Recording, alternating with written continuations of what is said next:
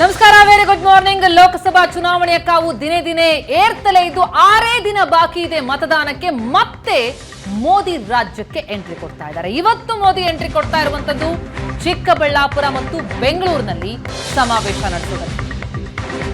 ಬರುವ 26ಕ್ಕೆ ಮತದಾನ ರಾಜ್ಯದಲ್ಲಿ. ಒಂದೇ ತಿಂಗಳಲ್ಲಿ 4ನೇ ಬಾರಿ ಪ್ರಧಾನಿ ಮೋದಿ ಮೇಲಿಯ ಮತದಾನಕ್ಕೆ 6 ದಿನ ಬಾಕಿ ಇರುವಾಗ ಮತ್ತೆ ಮೋದಿ ಇವತ್ತು ಎಂಟ್ರಿ ಕೊಡ್ತಾ ಇದ್ದಾರೆ. 6 ಲೋಕಸಭಾ ಕ್ಷೇತ್ರಗಳನ್ನ ಟಾರ್ಗೆಟ್ ಮಾಡಿ ಮೋದಿ ಪ್ರಚಾರಕ್ಕೆ ಮುಂದಾಗ್ತಾ ಇದ್ದಾರೆ. ಚಿಕ್ಕಬಳ್ಳಾಪುರ, ಕೋಲಾರದ ಅಭ್ಯರ್ಥಿಗಳ ಪರ ಮೋದಿ ಮತಬೇಟೆಗೆ ಮುಂದಾಗ್ತಾ ಇದ್ದಾರೆ. ಜೊತೆಗೆ ಬೆಂಗಳೂರಿನಲ್ಲಿ 4 ಲೋಕಸಭಾ ಕ್ಷೇತ್ರಗಳನ್ನ ಗುರಿಯಾಗಿಸಿ ಮೋದಿ ಸಮಾವೇಶದಲ್ಲಿ ಭಾಗಿಯಾಗ್ತಾ ಇದ್ದಾರೆ. ಮೋದಿ ಬಲ ಸಿಗ್ತಾ ಇದೆ ಬಿಜೆಪಿಗೆ, ಎನ್ಡಿಎಗೆ. ಚಿಕ್ಕಬಳ್ಳಾಪುರ ತಾಲೂಕಿನ ಅಗಲಗುರ್ಕಿಯಲ್ಲಿ ಸಮಾವೇಶ ಆಯೋಜನೆಯಾಗಿದೆ. ಬೆಂಗಳೂರು ಅರಮನೆ ಮೈದಾನದಲ್ಲಿ ನಂತರ ಸಮಾವೇಶಕ್ಕೆ ವೇದಿಕೆ ಸಜ್ಜಾಗಿದೆ. 1 ಲಕ್ಷಕ್ಕೂ ಹೆಚ್ಚು ಕಾರ್ಯಕರ್ತರನ್ನ ಈ ಸಮಾವೇಶದಲ್ಲಿ ಒಗ್ಗೂಡಿಸುವಂತಹ ಪ್ಲಾನಿಂಗ್ ಆಗ್ತಾ ಇದೆ. ಮತ್ತೆ ಕರುನಾಡಿಗೆ ದಂಡೆತ್ತಿ ಬಂದಿದ್ದಾರೆ ನಮೋ. ರಾಜ್ಯಕ್ಕೆ ಪ್ರಧಾನಿ ಮತ್ತೆ ಎಂಟ್ರಿ ಕೊಡ್ತಾ ಇರುವಂತದ್ದು ಎನ್ಡಿಎಗೆ ಮತ್ತಷ್ಟು ಬಲ ತುಂಬುತ್ತಾ ಇದೆ. ಮತದಾನಕ್ಕೆ 6 ದಿನ ಬಾಕಿ ಇರುವಂತಹ ಸಂದರ್ಭದಲ್ಲಿ ಬಹುದೊಡ್ಡ ರೀತಿಯಲ್ಲಿ ಪ್ರಚಾರಕ್ಕೆ ಮುಂದಾಗ್ತಾ ಇದ್ದಾರೆ ನಮೋ.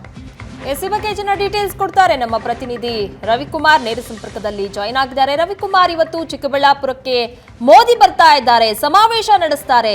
ಸಾಕಷ್ಟು ಹುಮ್ಮಸ್ಸಿನಲ್ಲಂತೂ ಬಿಜೆಪಿ ಕಾರ್ಯಕರ್ತರಿದ್ದಾರೆ, ನಾಯಕರಿದ್ದಾರೆ. ಸದ್ಯಕ್ಕೆ ಮೋದಿ ಅವರನ್ನ ವೆಲ್ಕಮ್ ಮಾಡ್ಕೊಳ್ಳೋದಕ್ಕಾಗಿರ್ಬೋದು, ಸಮಾವೇಶಕ್ಕಾಗಿರ್ಬೋದು, ಯಾವ ರೀತಿಯಾದಂತಹ ಸಿದ್ಧತೆ ಆಗಿದೆ? ಪ್ರಗತಿ ಚಿಕ್ಕಬಳ್ಳಾಪುರ ಲೋಕಸಭಾ ಕ್ಷೇತ್ರ ಹಾಗೂ ಕೋಲಾರ ಲೋಕಸಭಾ ಕ್ಷೇತ್ರ ವ್ಯಾಪ್ತಿಯಲ್ಲಿ ಇವತ್ತು ಪ್ರಧಾನಿ ನರೇಂದ್ರ ಮೋದಿ ಅವರು ಮತಯಾಚನೆ ಮಾಡೋದಕ್ಕೆ ಬರ್ತಿರುವಂಥದ್ದು. ಕೆಂಪೇಗೌಡ ವಿಮಾನ ನಿಲ್ದಾಣದಿಂದ 3:30ಕ್ಕೆ ಸರಿಯಾಗಿ ಚಿಕ್ಕಬಳ್ಳಾಪುರ ಹೊರವಲಯದಲ್ಲಿ ಏನೀಗ ನಾವು ನೋಡ್ತಾ ಇರ್ಬೋದು, ಅಂದರೆ ಅಗಲಗುರ್ಕಿ ಗ್ರಾಮದ ಹೊರವಲಯದಲ್ಲಿ ಸುಮಾರು 50 ಎಕರೆ ಪ್ರದೇಶದಲ್ಲಿ ಒಂದು ಬೃಹತ್ತಾದಂಥ ವೇದಿಕೆಯನ್ನು ಸಿದ್ಧಗೊಳಿಸಿರುವಂಥದ್ದು. ಆ ವೇದಿಕೆ ಕಾರ್ಯಕ್ರಮ ಅಂದರೆ ವಿಜಯ ಸಂಕಲ್ಪ ಸಮಾವೇಶ ಎಂಬ ಘೋಷವಾಕ್ಯದಡಿ ಈ ಒಂದು ಕಾರ್ಯಕ್ರಮವನ್ನು ಆಯೋಜನೆ ಮಾಡಿರುವಂಥದ್ದು. ಈ ಒಂದು ಸಮಾವೇಶಕ್ಕೆ ಅಂದರೆ ಪ್ರಧಾನಿ ನರೇಂದ್ರ ಮೋದಿ, ದೇವೇಗೌಡ, ಯಡಿಯೂರಪ್ಪ, ವಿಜಯೇಂದ್ರ, HD ಕುಮಾರಸ್ವಾಮಿ ಸೇರಿದಂತೆ ಸಾಕಷ್ಟು ಎನ್ಡಿಎ ಮೈತ್ರಿಕೂಟದ ನಾಯಕರು ಈ ಒಂದು ಸಮಾವೇಶದಲ್ಲಿ ಭಾಗಿಯಾಗಲಿದ್ದಾರೆ. ಚಿಕ್ಕಬಳ್ಳಾಪುರ ಲೋಕಸಭಾ ಕ್ಷೇತ್ರದ ಅಭ್ಯರ್ಥಿ ಡಾಕ್ಟರ್ ಕೆ ಸುಧಾಕರ್ ಹಾಗೂ ಕೋಲಾರ ಲೋಕಸಭೆಯ ಮೈತ್ರಿ ಅಭ್ಯರ್ಥಿ ಆದಂಥ ಮಲ್ಲೇಶ್ ಬಾಬು ಅವರ ಪರವಾಗಿ ಮತಯಾಚನೆ ಮಾಡೋದಕ್ಕೆ ನರೇಂದ್ರ ಮೋದಿ ಅವರು ಬರ್ತಾ ಇರುವಂಥದ್ದು. ಹೀಗಾಗಿ ಸಹಜವಾಗಿಯೇ ಮೋದಿ ಬರ್ತಾರೆ ಅಂತಂದರೆ ಬಿಜೆಪಿ ಕಾರ್ಯಕರ್ತರಲ್ಲಿ ಒಂದಷ್ಟು ಹೊಸ ಹುಮ್ಮಸ್ಸು ಬರ್ತದೆ ಅಂತಲೇ ಹೇಳ್ಬೋದು. ಹೀಗಾಗಿ ಸುಮಾರು ಈ ಒಂದು ಕಾರ್ಯಕ್ರಮಕ್ಕೆ 1 ಲಕ್ಷಕ್ಕೂ ಅಧಿಕ ಕಾರ್ಯಕರ್ತರು ಭಾಗವಹಿಸೋದಕ್ಕೆ ಈಗಾಗಲೇ ಸಾಕಷ್ಟು ಸಿದ್ಧತೆಗಳನ್ನ, ಅಂದರೆ ಈಗ ನೋಡ್ತಾ ಇರುವಂಥ ದೃಶ್ಯಗಳೇನಿದೆ, ಈ ಚೇರ್ಗಳನ್ನು VVIP ಅಂದರೆ ಶಾಸಕರಾಗಿರ್ಬೋದು, ಸಂಸದರಾಗಿರ್ಬೋದು, ಮಾಜಿ ಶಾಸಕರುಗಳು ಈ ರೀತಿ VVIP ಅವರಿಗೆ ಮಾಡೋದಕ್ಕೆ ಸಿದ್ಧತೆಯನ್ನು ಮಾಡ್ತಾ ಇರೋದು. ಮತ್ತೊಂದು ಕಡೆ ಬೃಹತ್ತಾದ ಒಂದು ವೇದಿಕೆಯನ್ನು ಸಿದ್ಧಗೊಳಿಸಿರೋದು. ಮಳೆ ಬಂದರೂ ಕೂಡ ಯಾವುದೇ ರೀತಿಯಾದಂಥ ಸಮಸ್ಯೆ ಕಾರ್ಯಕ್ರಮಕ್ಕೆ ಆಗಬಾರ್ದು ಅನ್ನೋ ನಿಟ್ಟಿನಲ್ಲಿ ಜರ್ಮನ್ ಟೆಂಟನ್ನು ಕೂಡ ಹಾಕಲಾಗಿದೆ. ಹೀಗಾಗಿ ಸಾಕಷ್ಟು ಕಾರ್ಯಕರ್ತರು ಬರುವ ಸಾಧ್ಯತೆ ಇರೋದರಿಂದ ಸಿದ್ಧತೆಗಳನ್ನು ಈಗಾಗಲೇ ಕೈಗೊಂಡಿರುವಂಥದ್ದು. ಈ ಒಂದು ಸಮಾವೇಶಕ್ಕೆ ಸಾಕಷ್ಟು ಪೊಲೀಸ್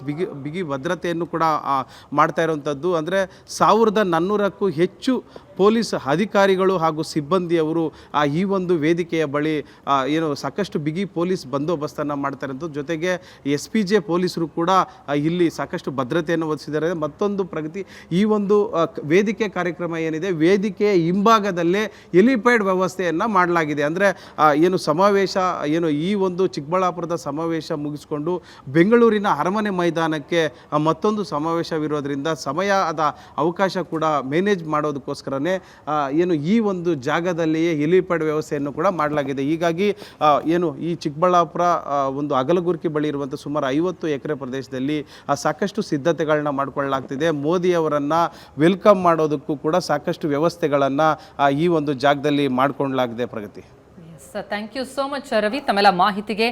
ಒಟ್ಟಾರೆ ಚಿಕ್ಕಬಳ್ಳಾಪುರ ಮತ್ತು ಬೆಂಗಳೂರು ಎರಡೂ ಕಡೆಗಳಲ್ಲೂ ಕೂಡ ಮೋದಿ ಹವಾ ಇವತ್ತು ಕಾಣಿಸುತ್ತೆ.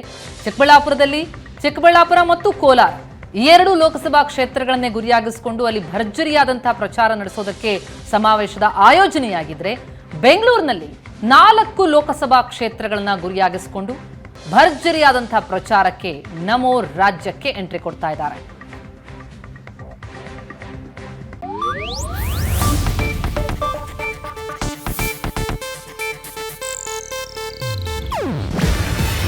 ಇದು ಏಷ್ಯಾನೆಟ್ ನ್ಯೂಸ್ ನೆಟ್ವರ್ಕ್ ಪ್ರಸ್ತುತಿ.